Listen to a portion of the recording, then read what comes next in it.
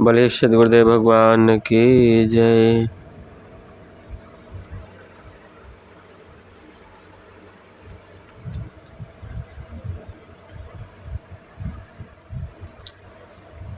व्यापक सूक्ष्म स्थूल में यह संबंध संसार क्षर आक्षर में व्याप्त है, निअक्षर सब पार, निअक्षर सब पार।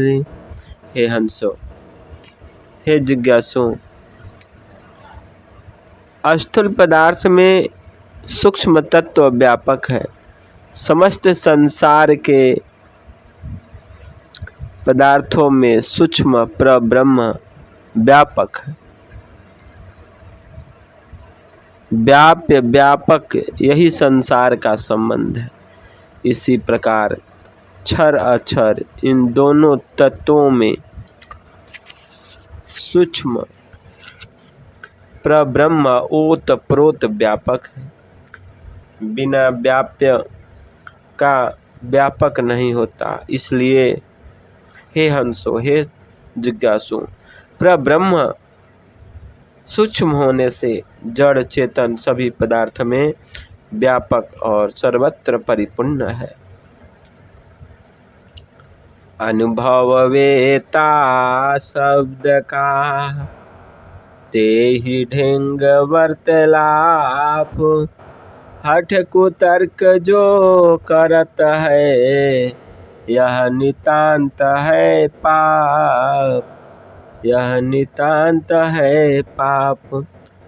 शब्द भेद को जानने वाले अनुभव तत्वदर्शी संत के समीप उनके सत्संग उपदेश में जो कुतर्क अविश्वास है वह नितांत अनुचित है। प्रत्यक्षदर्शी संत के समीप जिज्ञासु भाव से अधिकारी होकर शांतचित्त हो ज्ञान और उपदेश का श्रवण कर अपने जीवन को पवित्र करना चाहिए। अतः हे जिज्ञासु, हे हंसो, संत वचन पर हठ और कुतर्क करना नितांत अपराध है। योग के समाधि अवस्था में जिसकी अनुभव दृष्टि खुल जाती है उस संत के सामने अध्यात्म के सभी तत्व और गुप्त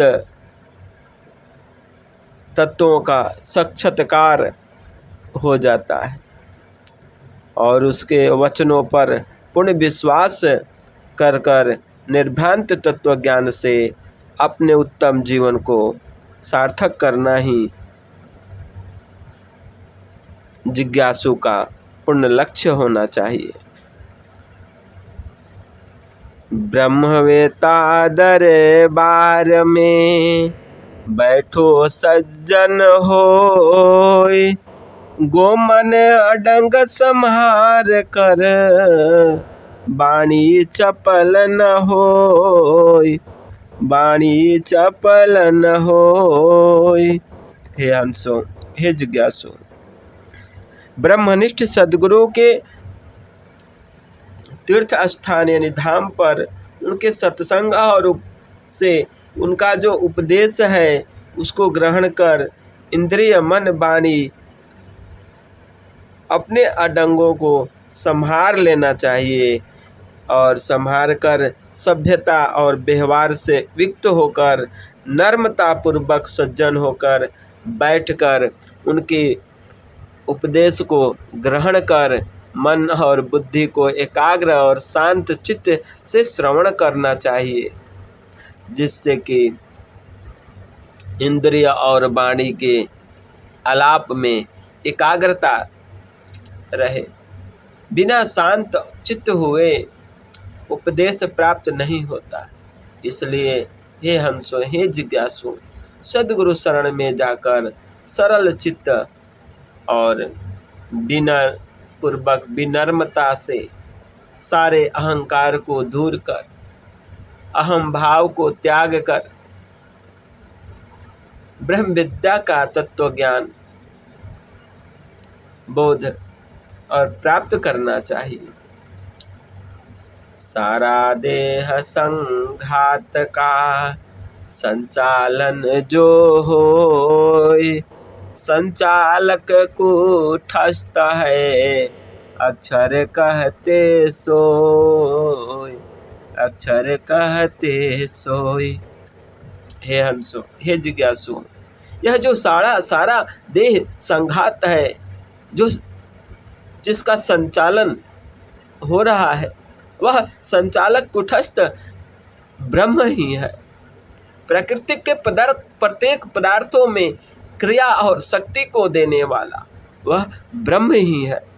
मन, बुद्धि, वाणी, प्राण और इंद्रियों में जो गति दे रहा है, उसका प्रेरणा आधार कौन है? वह अक्षर ही है, जिसकी संधि से सारा देह संघात क्रिया अपनी अपनी कार्यों को संपादन कर रही है।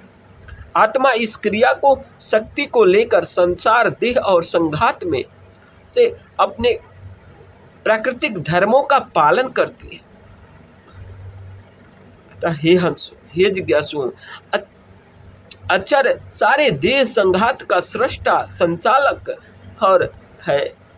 आत्मा सारे देह संघात के कर्मों को करता और भोगता है। और ब्रह्म ही समस्त जगत का नियंता, प्रेरक और सृष्टा, संचालक ब्रह्म ही है।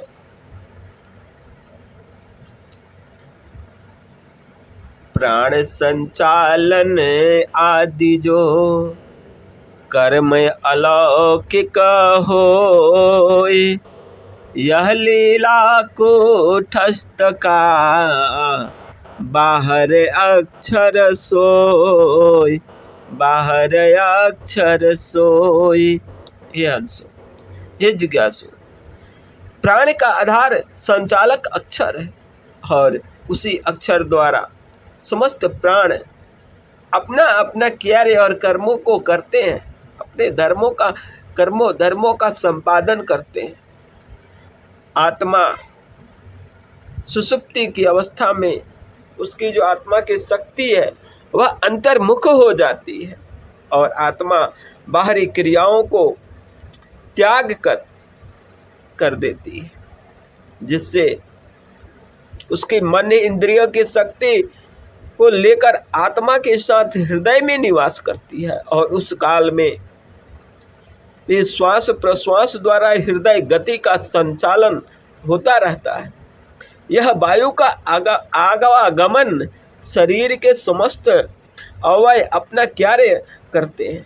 मृत्यु काल में उदान वायु द्वारा आत्मा का निष्क्रमण, ऊर्ध्व वायु का प्रक्षेण आदि दो धर्म अक्षर द्वारा ही शरीर में होता है। वायु और वीर्य द्वारा जीव का गर्भ में प्रवेश या ब्रह्मधार ही पर आत्मा की सारी शक्ति को वायु द्वारा समेटकर योगी शरीर से निकल जाता है। ये सभी कार्य अक्षर द्वारा ही आत्मा के संबंध से शरीर के अंदर होता है। इसलिए प्राण का भी प्राण और इन अलौकिक कर्मों का कर्ता अक्षर है। अक्षर बाहर भीतर सर्वत्र सर्व ओर परिपूर्ण परिपूर्ण व्यापक है। वह मूर्धा और हृदय को शिकाओं करके अपने स्थान से सारे संघात में प्रेरणा दे रहा है। ईश्वर जब सर्वत्र व्यापक है, तब बाहर भीतर के संबंधन का अर्थ योगी जन या अध्यात्म वेता ही जान सकते हैं। हे जिज्ञासु, हे हंसो, ईश्वर सर्व व्यापक होते हुए भी शरीर और आत्मा के एक देशीय प्रच्छिन्न होने से एक भूमि और एक मंडल में अनुभव प्राप्त होता है और वह पुण्य साक्षात्कार के पश्चात समदृष्टि के प्राप्त होने पर चराचर समस्त जगत में ओत प्रोत परिपूर्ण सर्वत्र व्यापक और सर्व और सर्वत्र वही प्रब्रह्म ही दिखाई देता है। वह सर्व ओर से परिपूर्ण है। अक्षर यह तो द्रव्य है, गुण नहीं यह होय।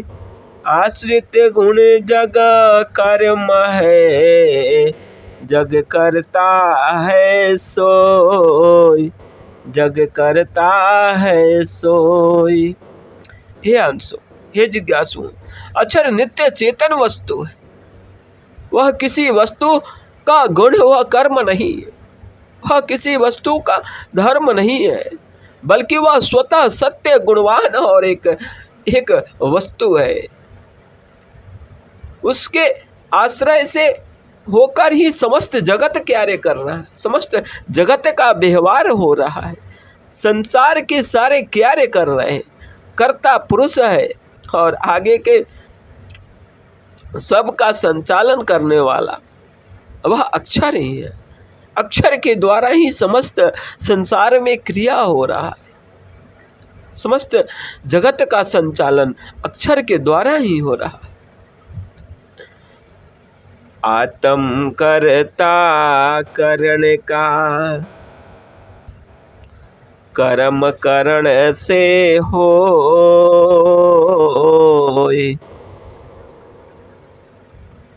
जाहि करण उसकी क्रिया, करता भोगता सोय, करता भोगता सोय।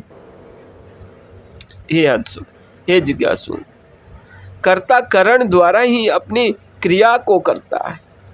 करण का जो व्यवहार धर्म है वह चेतन आत्मा द्वारा ही होता है।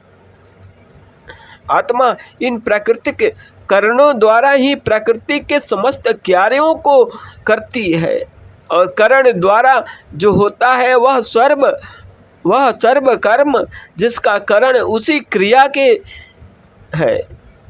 भौतिक करणों द्वारा आत्मा प्राकृतिक शुभाशुभ कर्मों को करती है और उनके फलों को परिणाम स्वरूप को प्राप्त करने वाला भोगता है। कर्ता सदैव चेतन और स्वतंत्र होता है और भोक्ता सदैव दूसरे के अधीन हो अपने कर्मों का उपभोग करता है। जीवात्मा अपने कर्मों का कर्ता और भोक्ता दोनों है। ईश्वर समस्त जगत का कर्ता होकर उससे असंग सर्वद्रष्टा साक्षी और न्यायाधीश है। इस पद में वह आत्मा द्वारा हो। इसलिए हे जिज्ञासु, हे हंसो, जीव इन भौतिक कर्मों को छोड़कर अपना शुद्ध चेतन कर्म स्वाभाविक प्रभु प्राप्ति के लिए आगे बढ़ना चाहिए और परमानंद को प्राप्त कर कृत्य होना चाहिए। यही सतगुरु का चित्र उपदेश है। मैं व आप एक ज्ञान में रहे न बने सुहाए। मैं मीटत जेहि काल में आप मिले प्रभु आए, आप मिले प्रभु आए। हे हंसो, हे जिज्ञासु, जब तक आत्मा के प्राकृतिक देह अभिमान को छोड़कर अपने चेतन स्वरूप की प्राप्ति नहीं करती है, तब तक वह अद्वैत समाधि अवस्था में दोनों का संबंध नहीं हो सकता। न दोनों एक स्थिति में रहकर अपने स्वाभाविक धर्म का योग ही कर सकते हैं। इसलिए हे जिज्ञासु, हे हंसो, जिस काल में जड़त्व देह अभिमान माया आत्मा से छूट जाती है, उस चेतन पवित्र अवस्था में परम प्रभु स्वयं आकर मिल जाते हैं। चेतन का संबंध स्वाभाविक है। जड़ और चेतन का संबंध दोनों विजातीय विरुद्ध है। इसलिए प्राकृतिक अहम पान को त्याग कर अपने शुद्ध स्वरूप से परम प्रभु को प्राप्त करो। हे हंसो, ज्ञान उदय जब होता है, मोह भ्रम सब जाए। जहाँ मोह अज्ञान है, त्रिविध ताप दुख पाए, त्रिविध ताप दुख पाए। हे हंसो, हे जिज्ञासु, जब तक पुण्य ज्ञान की प्राप्ति नहीं हो जाती, तब तक मोह और भ्रम का नाश नहीं होता। जहाँ पर यथार्थ ज्ञान नहीं है, अविद्या है, वहाँ पर त्रिविध तापों का दुख सहना पड़ता है, प्राप्त होता है। उसी में जीव बंधा रहता है। इसलिए हे जिज्ञासु, हे हंसो, सर्व अभिमान, वासना, विषय, इंद्रियों को, भोगों को शांत स्थिर कर, एकाग्र कर उस परमानंद परम प्रभु की शरण में रहो और परमानंद उपदेश को पालन कर परब्रह्म को प्राप्त करो। प्राकृतिक परिणित कार्य को मध्य अवस्था जोई, कार्य पूर्व में पुण्य है, महातत्व कह सोई, महातत्व कह सोई। प्राकृतिक के प्रेरित कार्य को जो जगत का स्वरूप धारण नहीं किया, उस जगत के पुण्य मध्यावस्था को महातत्व ही कहते हैं। अतः हे जिज्ञासु, हे हंसो, प्रकृति के सर्व कार्यों को त्याग कर उस परम प्रभु की शरण में जाओ और परमानंद महान सुख को प्राप्त करो। प्राकृतिक के सर्व अभिमान को छोड़ दो। प्रथम प्राकृतिक परिणाम को बुद्धि के पूरब रूप, कारण का कारज मध्य में, सो महतत्व स्वरूप, सो महतत्व स्वरूप। हे हंसो, हे जिज्ञासु, प्रकृति का मध्य का प्रथम कार्य जो जगत का स्वरूप धारण नहीं किया, वह कारण रूप प्राकृतिक तथा कार्य के मध्य में जो बुद्धि के पूर्व का स्वरूप है, वह यह तत्व है। अर्थात बुद्धि के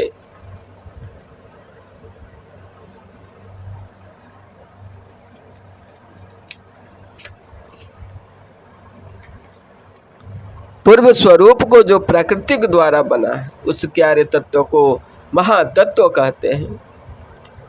जैसे सोने से भूषण बनने के बीच की अवस्था है।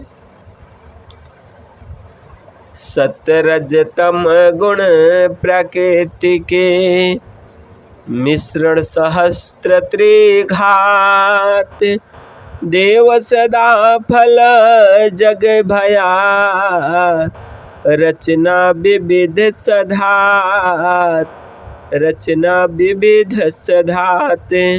हे हंसो, हे जिज्ञासु, प्रकृति के सत रज तम इन त्रिगुणों के मिश्रण और परस्पर योग अर्थात विविध परमाणुओं के संयोग से यह विशाल जगत की रचना हुई और जगत का उपादान कारण प्राकृतिक है। इसी के द्वारा त्रिगुणों के संयोग से जगत का निर्माण होता है। यही इसके निर्माण का कारण है। प्राकृतिक में तीनों गुण लगे हुए हैं।